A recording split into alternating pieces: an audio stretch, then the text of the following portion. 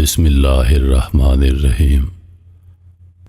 رب ذوالجلال کے بابرکت نام سے شروع کرتا ہوں جو دلوں کے راز خوب جانتا ہے۔ آپ سبھی ناظرین کو روحیل وائس چینل میں دل کی گہرائیوں سے خوش آمدید اور خلوص بھرا سلام۔ رسول خدا صلی اللہ علیہ وآلہ وسلم کا ارشاد پاک ہے کہ جب بندہ 40 برس کی عمر کو پہنچ جائے اور اس کی بھلائی اس کے شر پر غالب نہ آئے تو شیطان اس کی پیشانی چوم کر کہتا ہے، میں اس چہرے پر قربان جاؤں جو کبھی فلاح نہیں پائے گا۔ پھر اگر اللہ اس بندے پر احسان فرمائے اور وہ شخص اللہ کی بارگاہ میں توبہ کر لے اور اللہ اسے گمراہی سے بچا لے اور جہالت کی تاریکیوں سے نکال دے تو شیطان ملعون کہتا ہے، ہائے افسوس، اس نے میری آنکھیں ٹھنڈی کرنے کے لیے ساری عمر گمراہی میں گزاری۔ پھر اللہ نے اس کی توبہ کی وجہ سے اسے جہالت کے اندھیروں سے نکال دیا۔ کہتے ہیں کہ بغداد میں ایک شخص بہت بڑا عالم تھا۔ لوگ حصول علم اور اصلاح کے شوق میں اس کے پاس آتے جاتے۔ ایک مرتبہ اس نے حج بیت اللہ اور روضہ رسول صلی اللہ علیہ وآلہ وسلم کی زیارت کا ارادہ کیا تو اپنے طلباء کو بھی ساتھ چلنے پر آمادہ کر لیا اور ان سے عہد کیا کہ وہ اللہ پر توکل کرتے ہوئے چلیں گے۔ دوران سفر جب یہ لوگ ایک گرجا گھر کے قریب پہنچے تو گرمی اور پیاس کی شدت سے نڈھال ہو گئے۔ طلباء نے عرض کیا، اے ہمارے استاد گرامی، ہم دن ٹھنڈا ہونے تک اس گرجا گھر کے سائے میں آرام کر لیتے ہیں، پھر انشاءاللہ دوبارہ سفر پر روانہ ہو جائیں گے۔ استاد نے کہا، جیسے تمہاری مرضی۔ چنانچہ یہ لوگ اس گرجا گھر کی طرف چل دیے اور اس کی دیوار کے سائے میں پڑاؤ ڈال دیا۔ گرمی سے بحال لوگوں کو سایہ نصیب ہوا تو وہ جلد ہی نیند کی آغوش میں چلے گئے، مگر استاد نہ سویا۔ وہ انہیں سوتا چھوڑ کر وضو کے لیے پانی کی تلاش میں نکل پڑا۔ اس وقت اس کے ذہن میں صرف ایک ہی خیال تھا کہ کسی طرح پانی مل جائے۔ ابھی وہ گرجا گھر کے سائے میں پانی تلاش کر رہا تھا کہ اس کی نظر ایک کمسن لڑکی پر پڑی جو چمکتے ہوئے سورج کی طرح خوبصورت تھی۔ اس پر نگاہ پڑتے ہی شیطان اس استاد پر غالب آ گیا اور وہ لڑکی اس کے دل و دماغ پر چھا گئی اور وہ وضو اور پانی کو بھول کر اس کی فکر میں لگ گیا۔ اس نے آہستگی سے گرجا کا دروازہ کھٹکھٹایا تو ایک راہب باہر نکلا۔ اس نے پوچھا، تم کون ہو؟ اس نے اپنا تعارف کروایا کہ میں فلاں عالم ہوں۔ راہب نے پوچھا، اے مسلمانوں کے فقیہ کیا چاہتے ہو؟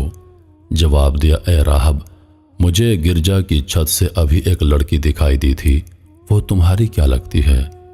راہب نے کہا، وہ میری بیٹی ہے، مگر تم اس کے بارے میں کیوں پوچھ رہے ہو؟ استاذ نے کہا، میں چاہتا ہوں کہ تم اس کی میرے ساتھ شادی کر دو۔ راہب بولا کہ ہمارے دین میں ایسا کرنا جائز نہیں، اگر جائز ہوتا تو میں اس سے پوچھے بغیر اسے تمہاری زوجیت میں دے دیتا، حالانکہ میں نے اپنے آپ سے عہد کیا ہے کہ اس کی شادی اسی کی پسند سے کرواؤں گا۔ میں اسے تمہارے بارے میں بتاتا ہوں، اگر وہ تمہیں اپنے لیے پسند کر لے تو میں اسے تمہاری زوجیت میں دے دوں گا۔ استاد نے کہا، یہ تو بڑی خوشی کی بات ہے، مہربانی فرما کر اس کے پاس جائیے اور پوچھیے۔ وہ راہب اپنی بیٹی کے پاس گیا اور سارا ماجرا بیان کیا۔ ادھر یہ استاد ان کی باتیں سن رہا تھا۔ وہ لڑکی بولی، ابا جان، آپ میرا نکاح اس سے کس طرح کر سکتے ہیں، حالانکہ میں عیسائی ہوں اور وہ مسلمان ہے؟ یہ تو اسی صورت میں ممکن ہے کہ وہ نصرانیت میں داخل ہو جائے۔ راہب نے پوچھا، اگر وہ نصرانی ہو جائے تو کیا تم اس سے شادی کر لو گی؟ لڑکی بولی، ہاں ضرور کروں گی۔ وقت گزرنے کے ساتھ ساتھ استاد کی بے-تابی بڑھتی چلی جا رہی تھی۔ ادھر اس کے طلباء بے خبر سو رہے تھے۔ آخرکار استاد لڑکی کی طرف متوجہ ہو کر بولا، میں دین اسلام چھوڑ کر نصرانی ہو گیا ہوں۔ لڑکی بولی، چونکہ یہ عزت و وقار کی شادی ہے لہٰذا حقوق زوجیت اور مہر کی ادائیگی ضروری ہے۔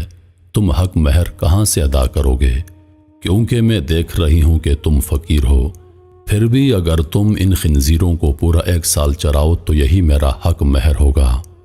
وہ بولا ٹھیک ہے، میری بھی ایک شرط ہے کہ تم اس دوران اپنا چہرہ مجھ سے نہیں چھپاؤ گی تاکہ میں صبح و شام اسے دیکھتا رہوں۔ لڑکی بولی مجھے منظور ہے، تو اس نے خطبہ دینے والا عصا اٹھایا اور خنزیروں کی طرف چل دیا تاکہ عصا کے ذریعے انہیں چراگاہ تک لے جائے۔ جب طلباء نیند سے بیدار ہوئے تو اپنے استاد کو تلاش کرنے لگے۔ کافی تلاش کرنے کے بعد جب ان کو استاد نہ ملا تو انہوں نے راہب سے اس کے بارے میں پوچھا تو جواباً اس نے ساری کہانی سنا دی۔ یہ افسوسناک خبر سن کر طلباء میں کوہرام مچ گیا۔ کچھ غش کھا کر گر گئے اور کچھ آہ و بکا کرنے لگے۔ پھر انہوں نے راہب سے کہا اب وہ کہاں ہے؟ راہب نے بتایا کہ وہ خنزیر چرا رہا ہے۔ راوی کہتے ہیں کہ پھر ہم اس کی طرف چل دیے تو اسے اسی عصا سے سہارا لیے دیکھا جس کے سہارے وہ خطبہ دیا کرتا تھا۔ وہ خنزیروں کو ادھر ادھر جانے سے روک رہا تھا۔ ہم نے اس سے کہا کہ اے ہمارے سردار، یہ تم پر کیسی آزمائش آ گئی؟ پھر ہم اسے قرآن پاک، اسلام اور حضور پاک کے فضائل یاد دلانے لگے اور اسے قرآن و حدیث کے فرامین سنائے تو اس نے کہا مجھ سے دور ہو جاؤ، تم جو کچھ یاد دلا رہے ہو وہ میں تم سے زیادہ جانتا ہوں، مگر مجھ پر اللہ رب العزت کی طرف سے آزمائش نازل ہو گئی ہے۔ ہم نے اسے اپنے ساتھ لے جانے پر بہت زور دیا مگر ناکام رہے۔ آخرکار ہم نے اسے اس کے حال پر چھوڑ دیا اور مکہ کی طرف چل دیے اور حج ادا کرنے کے بعد واپس بغداد کی طرف روانہ ہو گئے۔ جب ہم اسی مقام پر پہنچے تو ہم نے ایک دوسرے سے کہا کہ آؤ دیکھتے ہیں کہ اس پر کیا گزری، شاید وہ نادم ہو کر اللہ کی بارگاہ میں توبہ کر چکا ہو اور اپنی حالت سے لوٹ آیا ہو۔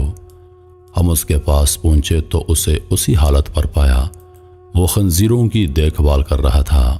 ہم نے اسے سلام کیا اور نصیحت یاد دلائی اور قرآن پاک پڑھ کر سنایا مگر اس نے کوئی جواب نہ دیا۔ ہم ایک بار پھر حسرت زدہ دل لیے واپس ہو لیے۔ جب ہم گرجا گھر سے تھوڑی دور پہنچے ہم نے گرجے کے پیچھے ایک سائے کو اپنی جانب بڑھتے دیکھا۔ وہ شخص چیخ چیخ کر ہمیں ٹھہرنے کا کہہ رہا تھا۔ ہم رک گئے، قریب آنے پر معلوم ہوا کہ ہمارے وہی استاد ہماری جانب آ رہے ہیں۔ جب وہ ہم سے آ کر ملے تو بولے میں گواہی دیتا ہوں کہ اللہ کے سوا کوئی معبود نہیں اور حضرت محمد صلی اللہ علیہ وآلہ وسلم اللہ کے رسول ہیں۔ میں اللہ کی بارگاہ میں توبہ کر چکا ہوں اور اپنی پچھلی حالت سے رجوع کر چکا ہوں۔ یہ آزمائش میری ایک ایسی خطا کے سبب تھی جو میرے اور میرے رب کے درمیان تھی۔ اس نے میری اس خطا کے سبب مجھ پر عذاب نازل فرمایا تھا۔ یہ آزمائش جو تم نے دیکھی وہ اسی سبب سے تھی۔ ہم اس پر بہت خوش ہوئے اور بغداد لوٹ آئے۔ ہمارے استاد پہلے سے زیادہ عبادات اور مجاہدات میں مصروف ہو گئے۔ ایک دن ہم ان کے گھر پر ان سے علم دین حاصل کر رہے تھے کہ ہم نے ایک عورت کو دروازہ کھٹکھٹاتے ہوئے دیکھا۔ ہم باہر نکلے اور پوچھا اے خاتون کیا کام ہے؟ اس نے کہا کہ میں شیخ سے ملنا چاہتی ہوں، ان سے کہو کہ فلاں راہب کی بیٹی آپ کے ہاتھ پر مسلمان ہونے آئی ہے۔ شیخ نے اسے اندر سے آنے کی اجازت دے دی۔ وہ گھر میں داخل ہو کر بولی اے میرے سردار، میں آپ کے ہاتھ پر مسلمان ہونے آئی ہوں۔ شیخ نے پوچھا تمہارا قصہ کیا ہے؟ اس نے شیخ کو بتایا کہ جب آپ وہاں سے چلے آئے تو مجھ پر نیند کا غلبہ طاری ہو گیا اور میں سو گئی۔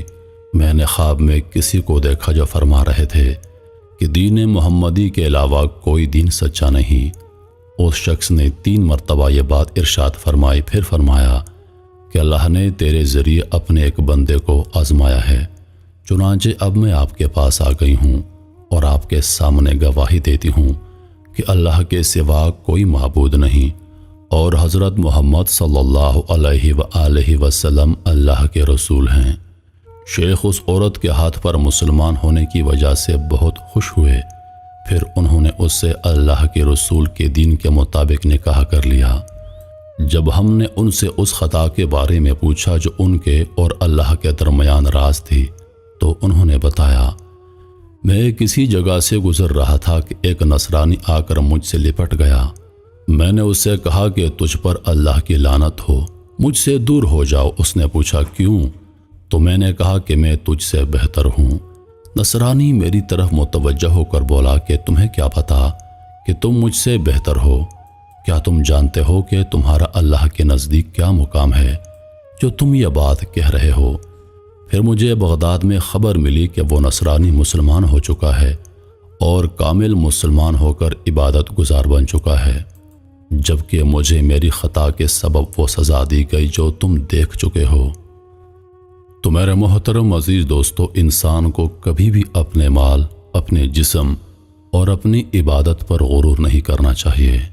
کب اللہ کو آپ کی کوئی بات ناپسند آ جائے، کب اللہ پاک آپ سے ناراض ہو جائے اور آپ کی ساری عبادتیں آپ کے منہ پر مار دے۔ اس لیے ہمیشہ عاجزی کے ساتھ اللہ کے حضور سر جھکانا چاہیے۔ ہم جو اللہ کی عبادت کرتے ہیں، ہمیں اس کی دعا کرنا چاہیے کہ اللہ پاک ہماری عبادات کو اپنی بارگاہ میں قبول و منظور فرما۔ انہی لفظوں کے ساتھ میں اجازت چاہوں گا، اس امید کے ساتھ کہ سانسوں نے وفا کی تو اگلی بار ایک اور ویڈیو لے کر آپ کی خدمت میں حاضر ہوں گا۔